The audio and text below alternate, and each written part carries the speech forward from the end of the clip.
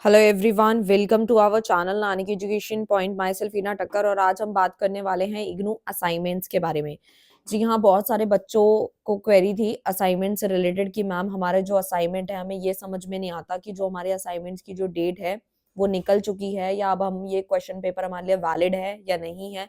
तो बहुत सारे जो डाउट्स आते हैं उसको भी क्लियर करूंगी और साथ ही साथ जो बीकॉम एफ वाले स्टूडेंट हैं वो अभी बिल्कुल न्यू स्टूडेंट है, उनको अभी सारी इन्फॉर्मेशन नहीं है, तो वो सारी भी इन्फॉर्मेशन यहाँ मिल जाएगी। तो सबसे पहले आपको गूगल पे जाके इग्नू असाइनमेंट सर्च करना है। जैसे ही आप यहाँ पर सर्च करेंगे तो आपको यहाँ पर नीचे असाइनमेंट लिखा हुआ आएगा, उस पे क्लिक करना है। जैसे ही आप क्लिक करेंगे बिल्कुल इग्नू की यूनिवर्सिटी के अकॉर्डिंग ये असाइनमेंट का पोर्टल बनाया गया है जो बेसिकली अलग है, जिसमें अगर आपके मास्टर डिग्री कर रहे हैं तो आप उस पे क्लिक करें, बैचलर डिग्री है, प्रोग्राम है, पीजी, डिप्लोमा, सर्टिफिकेट प्रोग्राम, तो इस तरीके से यहाँ दिया गया है। जैसे आपका मैं बीकॉम एफ वाले जो स्टूडेंट है उनके लिए मैं बता देती हूँ, तो उनको बैचलर डिग्री प्रोग्राम पे क्लिक कर देना है। जैसे ही क्लिक करेंगे तो आप यहाँ देखेंगे कि यहाँ पे आपको जो है लिखा हुआ आ रहा है बीकॉम सीबीसीएस है, BCom 4 year undergraduate program है। तो अगर आपका एफ वाई यूपी है तो आप उसको क्लिक कर सकते हैं, ठीक है। और अगर आपका सीबीसीएस है, ठीक है, यानी सीबीसीएस, और मैं छोटा सा माइनर डिफरेंस बताती हूँ। वैसे तो मैंने इसके ऊपर काफी डिटेल में वीडियो बना रखी है, बीकॉम एफ का अलग से प्लेलिस्ट भी बनाया था मैंने और वीडियो भी बनाया था, बट जिन्होंने नहीं देखा उनको भी ये इन्फॉर्मेशन मिल जाएगी। अगर आपका जो एडमिशन है वो 2024 से पहले का है, ठीक है, तो आपका सीबीसीएस कंसीडर होगा। और यानी कि आप सिंपल भाषा में ये समझ सकते हैं कि अगर आपकी ग्रेजुएशन 3 साल की है तो यानी कि आपका सीबीसीएस है, और वो बच्चों को पता भी होगा। और बीकॉम एफ वाले जो स्टूडेंट है बेसिकली जिनका कोर्स जो है 4 ईयर अंडर ग्रेजुएट प्रोग्राम अगर आप लोगों का है, जिसे एफ वाई यू पी का नाम दिया गया है, वो बीकॉम एफ वाले स्टूडेंट हैं जिनका ग्रेजुएशन 4 साल का है, क्योंकि 4 साल का ग्रेजुएशन इग्नू में 2024 की जनवरी से स्टार्ट हो गया था। ठीक है, तो अगर आप पहले के स्टूडेंट हैं सीबीसीएस पे क्लिक करके अपने असाइनमेंट चेकआउट कर सकते हैं कि आपको कौन सा वाला प्रिपेयर करना है। और उसमें टोटल 6 ही सेमेस्टर हुआ करते थे और सेशंस आप देख सकते हैं 2024 का भी दे रखा है, 23 का भी दे रखा है। अगर अगर आपको लगता है कि आप अपने एग्जाम्स में बहुत अच्छा खासा स्कोर करना चाहते हैं और ये क्वेश्चंस भी करके जाना चाहते हो आप लोग, और प्रीवियस जैसे 2023 के क्वेश्चंस पेपर देखना चाहते हो 2022 के, तो यहाँ पे आप क्लिक करके, मैं आपको एक क्लिक करके दिखा देती हूँ। लेट सपोज आप प्रिपरेशन करें अपने एग्जाम्स की और आपका जो सब्जेक्ट कोड कोई सा भी आप ले सकते हैं। लेट सपोज मैंने company law, sorry business law का मैं अगर एग्जाम्पल लूँ, BCOC 133 जिसका कोड है, और आप 2023 का पेपर सॉल्व करना चाहते हो तो आप यहाँ पे क्लिक करके भी अपनी प्रिपरेशन कर सकते हो। वैसे तो अब ये वैलिड नहीं है क्योंकि 31 दिसंबर 2024 तक ही वैलिड था, लेकिन असाइनमेंट के लिए नहीं बना सकते। बट हाँ, अगर तैयारी करनी है, पेपर की अच्छे मार्क्स लाने हैं, तो आप ये क्वेश्चन जरूर कर सकते हैं। ठीक है, तो अब आ जाते हैं बाद जो अभी असाइनमेंट्स की बात हमारी चल रही थी, जो कि आज हमने जो वीडियो बना रहे हैं इसी रिलेटेड कि आपको क्या क्या पढ़ना है, मतलब रिलेटेड टू योर असाइनमेंट कि आपको क्या क्या क्वेश्चन जो है मिल जाएंगे, कहाँ मिलेंगे, क्या क्या है वो मैं बताती हूँ। तो यहाँ पे आप देख सकते हो बीकॉम एफ वाई यूपी, यानी कि जिनका 4 ईयर जो प्रोग्राम है, यानी 4 साल की ग्रेजुएशन है, तो उनका तो अभी सेशन आपको पता ही है 2024-25 का ही रहने वाला है। ठीक है, और अभी सिर्फ 2 ही सेमेस्टर हैं। बहुत सारे बच्चे हैं जिनका अभी एग्जाम जो है वो जून में कंडक्ट होने वाला है।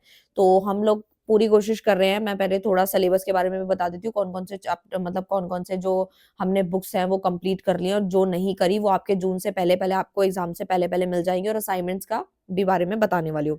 तो सबसे पहले बात करते हैं सेमेस्टर फर्स्ट की, जो कि जिसके अंदर आपके 4 ही सब्जेक्ट रहने वाले हैं, जिसका कोड है BCOC 132। अगर आपका इंग्लिश में है तो आप इंग्लिश में देंगे, हिंदी में तो हिंदी में आप बना के दे सकते हो। BECC 101 जिसका कोड है, जो कि मैंने ऑलरेडी वीडियो बना रखी है इसके ऊपर, और जो चैप्टर रिमेनिंग रह गए वो आपके एग्जाम से पहले पहले आ जाएंगे। BRL 101 जो है इसका कोड है, ये भी मैं आपको जल्दी से जल्दी करवाने वाली हूँ। उसके बाद EVS भी करा दूंगी। वैसे BCOC 132 मैं ऑलरेडी करा चुकी हूँ। और जिनका सेमेस्टर 2 है, BCOC 131 ऑलरेडी कंप्लीटेड है, BCOS 183 कंप्लीटेड है, BCOS 186 भी करवा दूंगी मैं आप लोगों को, वैसे मैंने ऑलरेडी करा दिया है। एंड उसके बाद आपका आता है जो BED SV 101 है, वो भी मैं करवा दूंगी। ठीक है, तो बेसिकली ये सारी रही बात आपके एग्जाम्स की, जो कि अभी जून या दिसंबर में एग्जाम देने वाले हैं, तो उनके लिए मैंने बता दिया कि क्या क्या हम कर चुके हैं और क्या हमें अभी पढ़ना बाकी है। ठीक है, तो डोंट वरी। तो जो सीबीसीएस वाले स्टूडेंट थे उन लोगों को हमने फर्स्ट सेमेस्टर से स्टार्ट किया था, और वो अभी 5th या 6th सेमेस्टर में चल रहे हैं, और हम लोगों ने वन शॉट उनको करवाया, तो आप लोगों को भी डेफिनेटली मिल जाएगा। सो अब बात करते हैं असाइनमेंट्स की, कि आपको जो है जून वाले जो बच्चे हैं जिनका एग्जाम है, आपके एग्जाम से पहले पहले आपको असाइनमेंट सबमिट करने हैं, तो आपको कैसे पता चलेगा कि ये क्वेश्चन पेपर वैलिड है या नहीं है।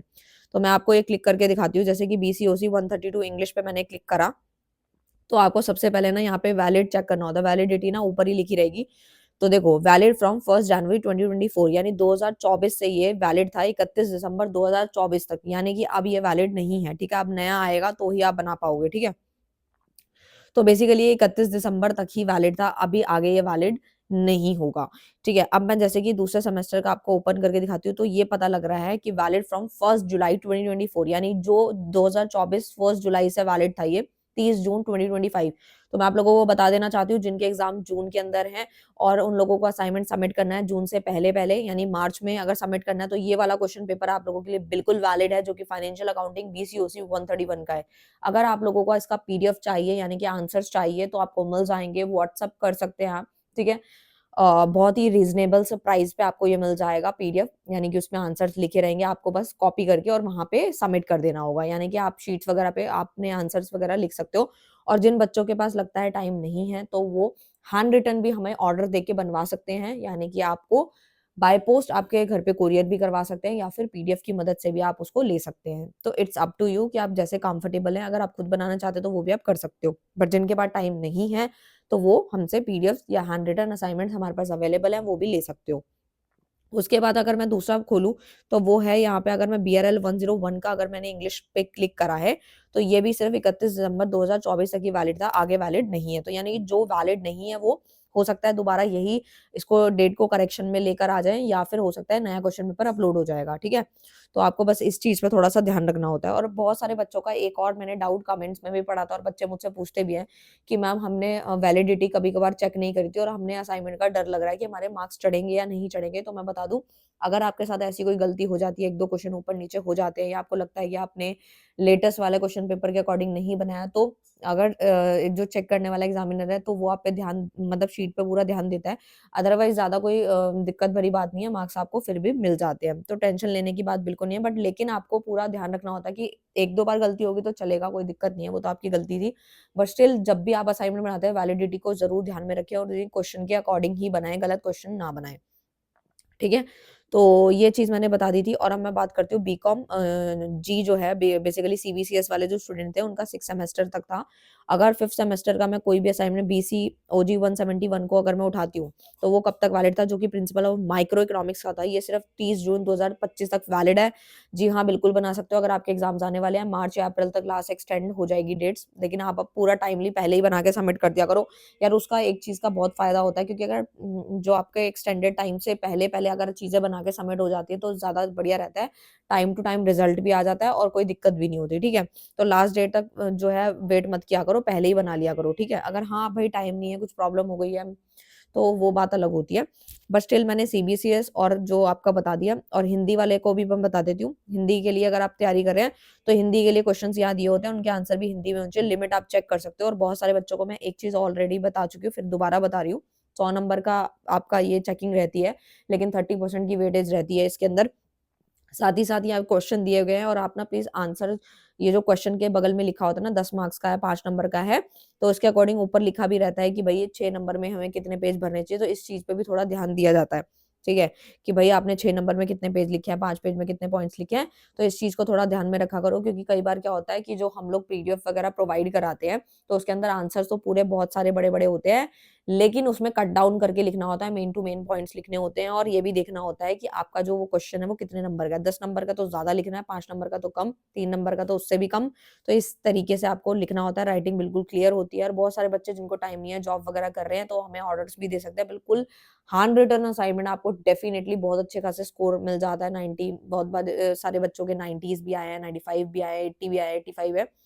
तो इस तरीके से नंबर आते हैं, ठीक है? और जो बच्चे हमें अपना रिव्यू शेयर करते हैं कि हमने असाइनमेंट्स बनाए थे या हमसे भी जिन्होंने लिए उनके भी 90 समथिंग इतने अराउंड आराम से नंबर आ जाते हैं।